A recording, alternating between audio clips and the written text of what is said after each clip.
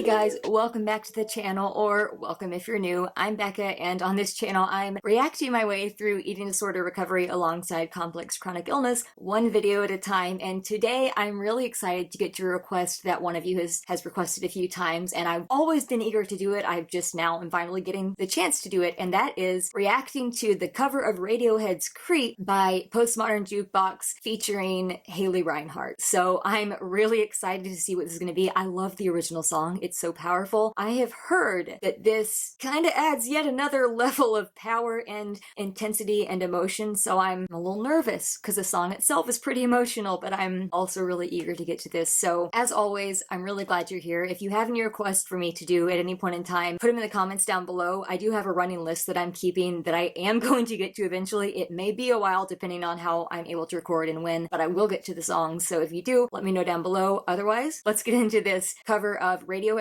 Creep by Postmodern Jukebox featuring Haley Reinhart. When you were here before, you couldn't look you in the eye. You're just like an angel. Your skin makes me cry. You float like a feather in a beautiful world. I wish I was special. You're so very special, but I'm a creep.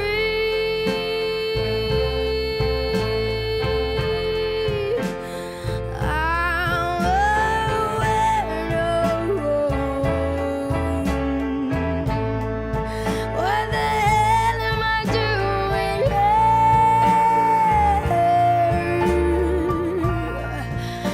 I don't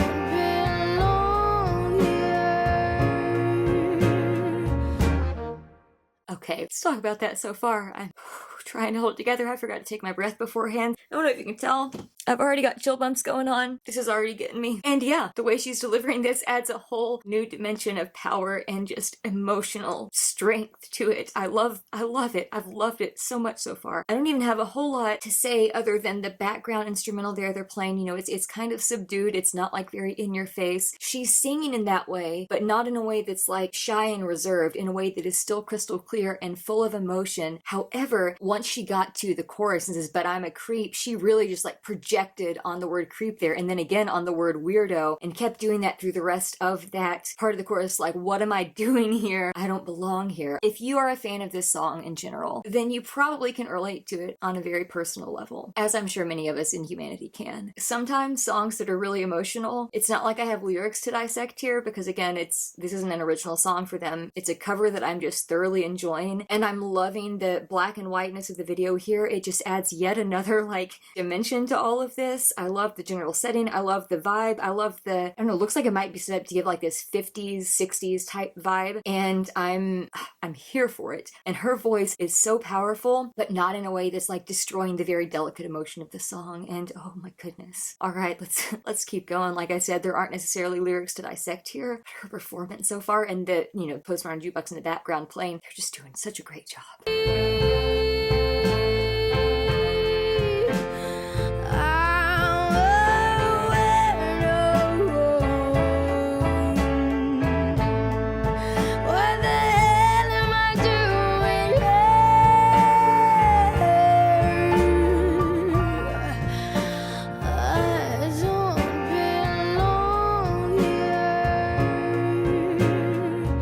I like the reserved way she says that, "I don't belong here," and she's like slowly pointing down, and that line, she's using the power in her voice in the first few lines of that chorus. Then that last line, she just kind of made it a little more subdued and kind of faded out as she was also illustrating that going down with her hands. I love that kind of stuff. It's amazing.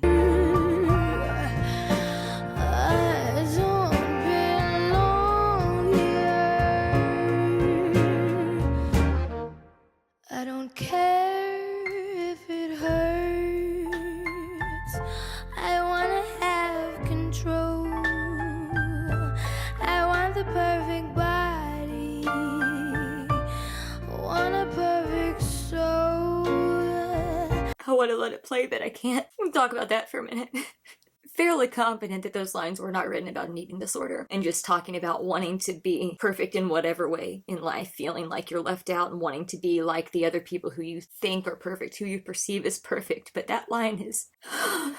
it's really hard not to cry on that line, or those lines, I guess. It says, I don't care if it hurts, I want to have control. I want a perfect body, I want a perfect soul. And I wasn't expecting to lose it. I knew these lyrics. I knew these lyrics were coming. I wasn't expecting to lose it. Hold on a second. Let me go wipe my eyes. Phil, I'm blaming you for these tears. I say that in jest. I really appreciate you requesting this one again because I'm so glad I'm doing it. But oh my goodness, I was not expecting this. Because here's the thing. For me specifically, obviously, I'm in eating disorder recovery. And one of the biggest things that prevents me and so many others from being able to just jump in and actually get to that point of breaking free and recovered is this fear of losing control, because the disorder sells the lie that you are in control when you are engaging in the disorder, when really it's the disorder that's controlling you and is complete control of you. And one example that Carolyn Costin gives, who's like a legend in the field, one example that she gives to kind of illustrate this is like, okay, she has a client come into her office for therapy, like one-on-one individual therapy, and the client brings up this topic of control. So the next session, client comes in, there's a plate of cookies sitting out on the table, Carolyn's sitting across from the client. They don't mention the cookies, but she notices the client kind of clocking them and looking at them and getting nervous throughout the session. So Carolyn then poses the question, and I'm probably not quoting this exactly right, but this is the general gist of what she is told, and I've heard her explain this many times. She tells her client, okay, if you're in control, pick up one of those and eat it. I can do it. Picks it up, eat it. Pick up one of those and eat it. And the client's like, I can't. Well, you're not really in control then, because if you were in control, you could pick something up and eat it just as easily as you can not eat something. So the eating disorder is controlling you, and obviously that is the personal demon that I am really working to recover from right now, but this applies to anything that you are going through. However, the lines about I want a perfect body, I want a perfect soul, after the I want to have control, like so many times the eating disorder is so consuming that you don't care how much it hurts you. It doesn't care how much it hurts you or anybody around you or destroys your life. It wants to sell you this lie of falsely perceived control in pursuit of a completely unattainable goal of a perfect body and a perfect soul,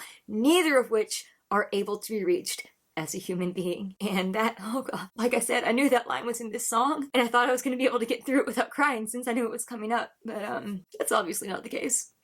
Okay, let's go back and get this whole section. Sorry, I just had to remark on that because those lines really got to me. I don't care if it hurts, I wanna have control.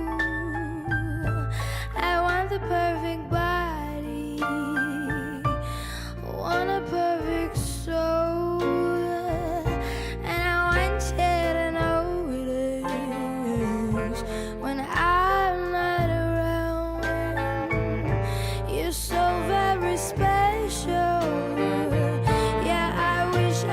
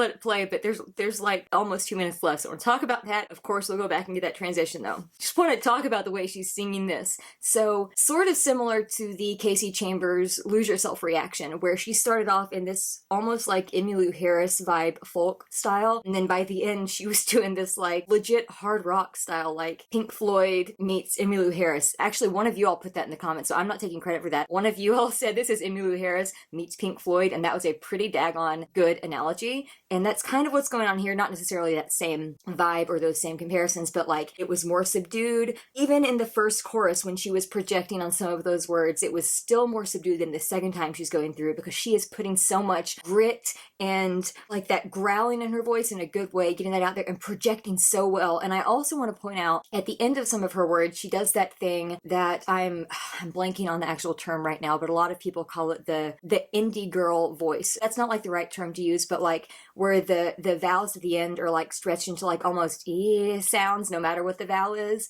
She does that a little bit, but a lot of times that's something that can kind of ruin a song for me, because when it is something that's implemented, it is often done at the end of like every line or every single word that type of pronunciation twist at the end could happen on, it's done on, and that just kind of gets old and exhausting. She's not doing that. When she is stretching the vowels in that way, at the end of certain lines, she's doing it very sparingly, she's doing it very strategically, and in a way that it adds, again, just another deeper layer of emotion to this performance. And she has just completely blown me away there, as you could see. I was losing my mind because her power just kept increasing and kept increasing and kept increasing, and then that last little run that she did, I thought she was done, and then she took it up even more and kept going, and I'm just like, this is magical, man. She is doing such a good job. And I like something that I've noticed here. Some of her movements, some of the motion she's doing with her arms, like a lot of them are kind of going along with the lyrics when she's doing different things. And I love that, because you know me, I talk with my hands and arms all the time. That was graceful. But seriously though, a lot of the way that she's moving and kind of like moving her body from side to side has this almost like sensual, sexualized feel to it, but not in like an objectifying way. In a way that you can kind of see it's almost like a juxtaposition of her trying to feel herself, like feel this confidence and feel this sensuality in a way, but then still coming to this realization, like, I'm a creep, I'm a weirdo, all of this stuff. It just, the juxtaposition of that is just so powerful. Goodness, okay, let's keep going. This is good.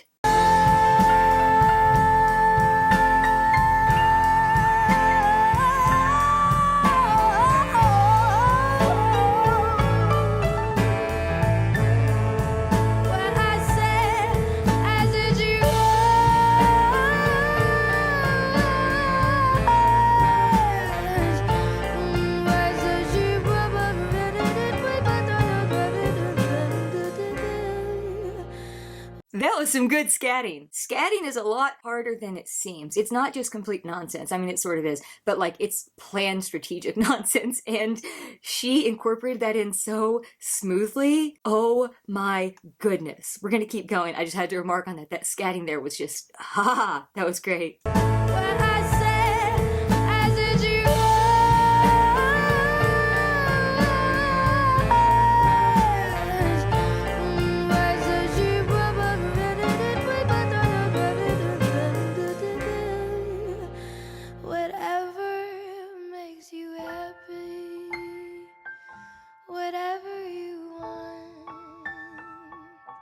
You're so very special. Yeah, I wish I was special, but I'm a creep. Ooh, I said it, I'm a weirdo. What the hell am I doing here? I don't belong.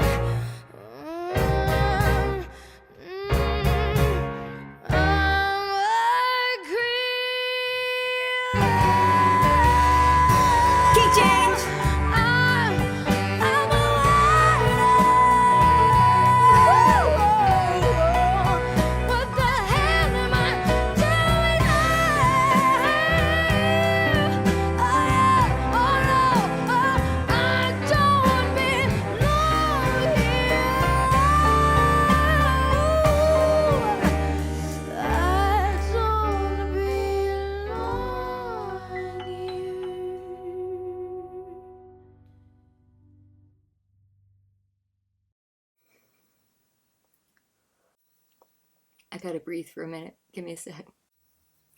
Okay, so after she did that scatting part, she kind of started being a little bit more reserved, and I thought that that was going to start closing out the song. But oh boy, was I wrong. And I am so happy to be wrong. Do not quote me on that. That's not a sentence I say often, but in this instance, I'm super happy to be wrong, because not only did it not just like fade out the song there, but it kicked it up even more notches with a daggone key change. Roger and I in this house are huge fan of key changes, and anytime they happen in a song we're listening to, one and or both of us screams, key change! So that's kind of what my reaction was to that, but like, oh, on that key change, and that power at the end there, that last verse was just so strong, and a key change always adds yet more emotion to a song, makes it more powerful, but like, her ability to project that emotion and to project her voice and to just fill up this entire room where they're recording here and just make you feel those words, make you feel like that is your life, even if you're not the one there singing it. Like, it was so well done. I've listened to some covers of Creep over the years. I have never listened to this one. It was absolutely amazing. I'm so glad I did listen to it. There's probably more that I could have said, but I was honestly just enjoying it, and I love the way that they did this, and the emotion and the depths and the different layers and levels that she added to that as well. So that was amazing. Postmodern Jukebox did great on the instrumental part. She did an amazing job on the vocals, and that whole package was just, it was just amazing. So thanks for requesting that one again. I'm really glad I finally got to it. My soul needed it, even with a little bit of the tears that came. So on that note, please take care of yourselves, friends. This world needs you, and I will see you in the next one.